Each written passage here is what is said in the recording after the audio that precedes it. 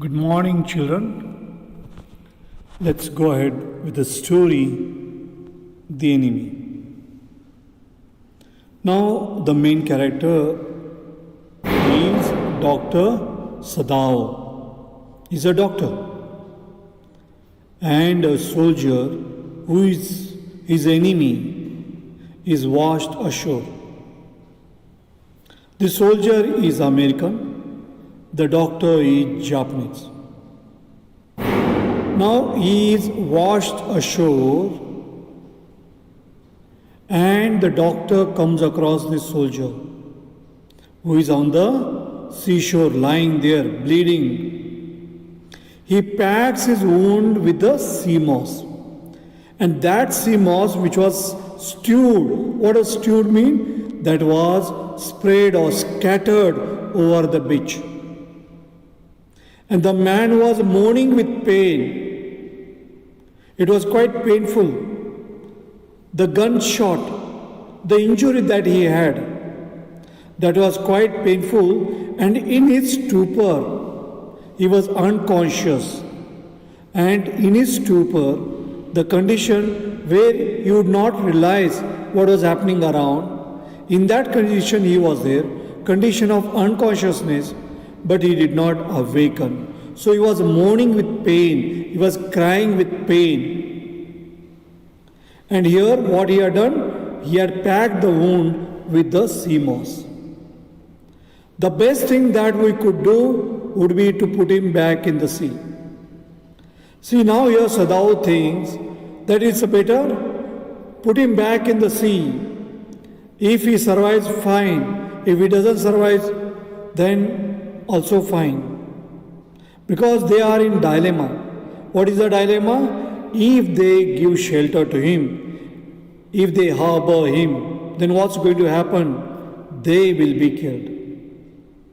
If they hand him over to the police, what will happen? He will be killed. Now what is to be done? That is what is the problem for him. And that's why they think, why not hand put back there in the sea itself? Yes, undoubtedly that would be best. And Hana agrees to the suggestion of Sadao. But she continued to stay down at the motionless man. If we sheltered a white man, we should be arrested. So if we give shelter to this American, what will happen? They will be arrested. If we turn him over as a prisoner, definitely he will die because he is an enemy. They would not spare him. And therefore Hannah says the kindest thing would be to put him back into the sea. So both of them, they agree to each other's viewpoint and they feel that it's better to throw him there into the sea itself. But neither of them moved because they were very compassionate, they were very kind people. Both of them were doctors. So both of them were not feeling like though they had expressed that they should put him back into the sea. And then Sadao says, what Sadao says there? Now here when Hana says the kindest thing would be put him back into the sea, Sadao replies, there's something about him that looks American. He appears to be American. And remember here, before that they were staring what? With a curious repulsion, there was a kind of dislike to this inert figure, inert, motionless figure. To this man whom they were looking at, they felt, he's American. And then they looked at his cap, that was a battered cap. It was a torn cap. And there, it was faint lettering there. So it was faded. And what was there written? A sailor from an American warship. That's what they find out. How do they find out? Because what was written there on the cap? US Navy. And from that they come to know that he is a sailor, a prisoner of war. So this man was American who was a prisoner of war. So the cap which he was wearing, probably he was tortured a lot. It was all torn. He has escaped and that's why he is wounded. So while escaping, he has been shot and that is the reason why he has been wounded or injured. Now they are hesitating to throw him into the sea because they know that if they throw him into the sea, a person who is unconscious, he would definitely die. If they hand him over to the police, definitely he would be killed. And if they shelter, they would be killed. So they are in dilemma. Then Hannah said with resolution, so with determination, she says, are we able to put him back into the sea? Can we really put him back into the sea? If I am able, are you? Okay, if I do that, then will you? No. But if you can do it alone, Sadao hesitated. The strange thing is that if the man were whole, I could turn him over to the police without difficulty. If you would have been all right, if you would not have been injured, the man would have been whole. If you would have been normal person, then definitely I would have handed him over to the police. I don't bother because he's an enemy. All Americans are enemy. He's only a common fellow. You see how foolish his face. But since he's wounded, since he's a patient, he's wounded. And that is the reason why I don't want to put him into the sea. I don't want to hand over to the police. You also cannot throw him back to the sea. Hannah understands. There's only one thing to do. We must carry him into the house. So she says, there's only one way out. And that is, let's take him to the house. Let's treat him. But the servants, Sadao, inquired. So they are in dilemma. It's not that both of them, they agree to each other. If we take him to the house, what is going to happen? The servants would question us. Then, so they don't know what is to be done. So they are caught in a predicament. They are caught in a difficult situation. And as a doctor, it's his duty to take care of the patient. But the patient who is there, he is his enemy. Should he really save him? That is a question. We must simply tell them that we intend to give him to the police. And what we should tell the servants? That we have tell them that our intention is to hand him over to the police. We must think of the children and your portion. See, think of the children. If we are killed, what will happen to the children? Who will take care of the children? What will the portion in the society?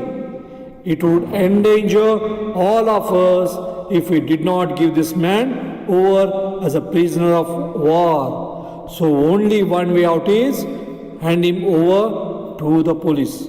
Certainly. I would not think of doing anything else. I am also thinking about that only and nothing else. What we'll do? We'll just hand him over to the police. So they are planning to hand him over to the police. So that is what they feel, but they feel that the best option would have been to put it into the sea, but they feel they cannot do that. Now that's why they disagree with each other. Certainly I would not think of doing anything else. Thus agreed, together they lifted the man. So together they lift this man. He was very light, like a fowl that had been half starved for a long time until it is only feathers and skeleton. So like a hen that had been starved for a long time. And ultimately what is there? There is no flesh, but only feathers and skeleton. Just like that hen or cock, it is just like that, as if it has starved. So this man was starved. So he did not have food for a long time. So his arms hanging, they carried him up the steps. So what do? They carry him up to the steps. So they are taking him to their house. So his arms hanging. Okay. So they are taking him to the house. This door opened into passage, and down the passage they carried the man towards an empty bedroom. It had been the bedroom of Sadao's father. So they think over it, rather than throwing him into the sea, it's a better let him be taken where? To their house itself. And they take him to their house. They take him to the bedroom of Sadao's father. And since his death, it had not been used. So they felt that it has not been used. So they have taken him there.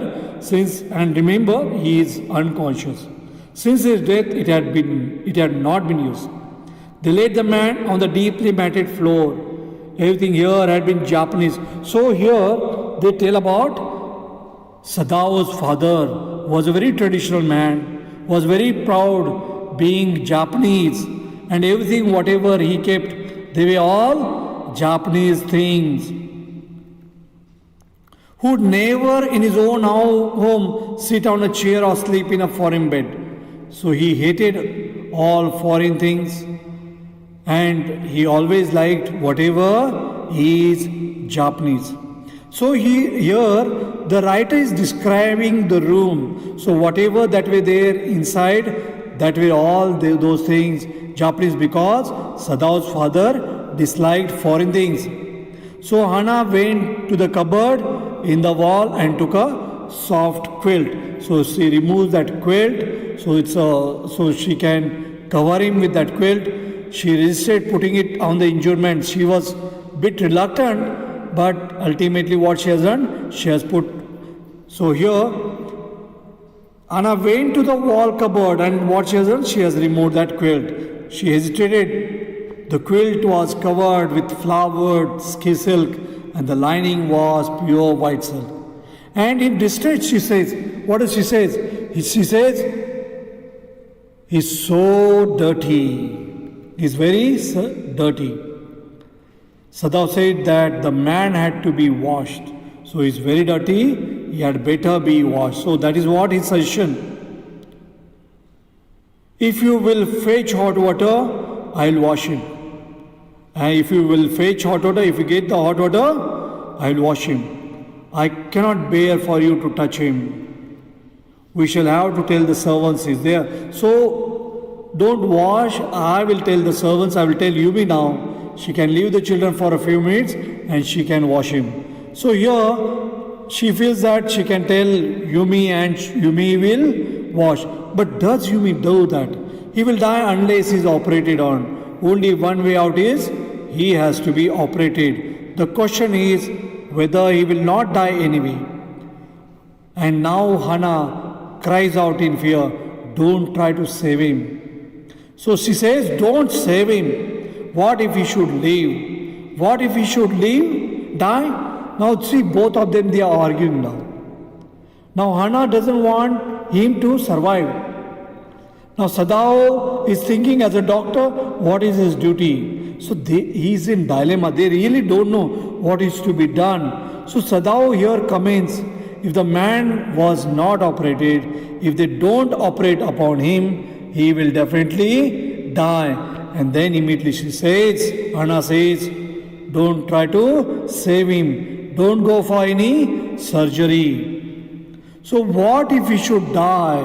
Sadao replied. He stood gazing down on the motionless man. He is thinking about this man. Who is his patient now?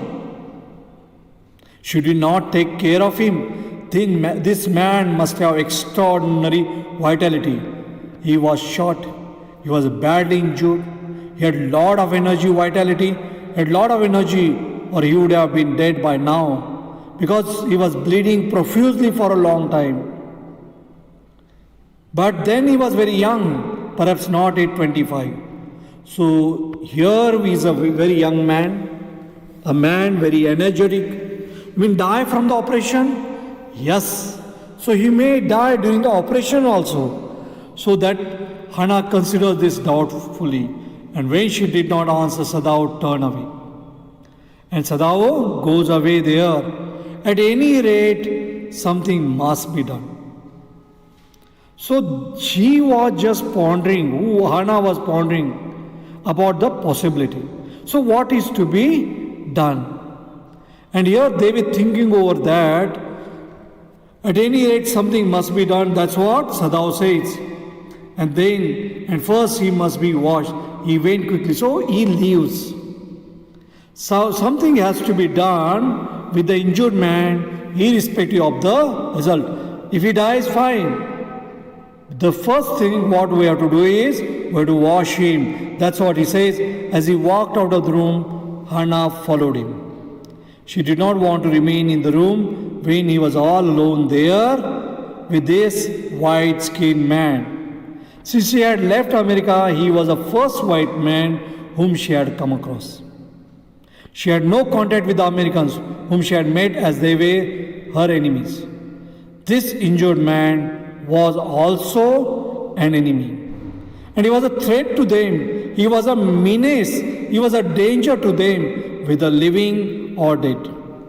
Now she turned to the nursery and then she called Yumi. So she calls Yumi, the servant she has gone to the children's room, nursery. She has gone to the room where these young children are there. She has gone to that room and she calls out Yumi. But the children heard her voice and she had to go in a far moment and smile at them. So these are all babies, small children, play with the baby boy, now nearly 3 months old.